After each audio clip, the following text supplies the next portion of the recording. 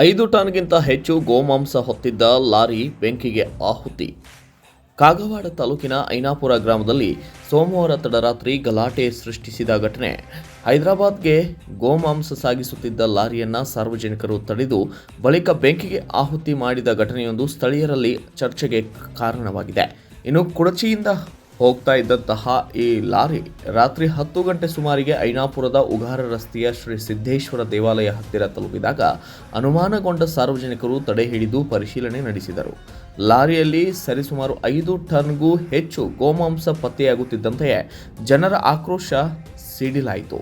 ಇನ್ನು ಕ್ಷಣಾರ್ಧದಲ್ಲಿ ಲಾರಿಯನ್ನು ಬೆಂಕಿಗೆ ಆಹುತಿ ಮಾಡಲಾಗಿದ್ದು, ಪೊಲೀಸರು ಸ್ಥಳಕ್ಕೆ ಬರುವಷ್ಟರಲ್ಲಿಯೇ ಲಾರಿ ಸಂಪೂರ್ಣವಾಗಿ ಸುಟ್ಟು ಕರಕಲಾಗಿತ್ತು. ಕಾಗವಾಡ ಪಿಎಸ್ಐ ರಾಘವೇಂದ್ರ ಕೋತ್ ನೇತೃತ್ವದಲ್ಲಿ ಪೊಲೀಸರು ಪರಿಶೀಲನೆ ನಡೆಸಿದ್ದು, ಉಗಾರ ಸಕ್ಕರೆ ಕಾರ್ಖಾನೆ ಮತ್ತು ಅಗ್ನಿಶಾಮಕ ದಳ ಸಿಬ್ಬಂದಿ ಬೆಂಕಿ ನಂದಿಸಲು ಹರಸಾಹಸ ಪಟ್ಟು ಯಶಸ್ವಿಯಾದರು.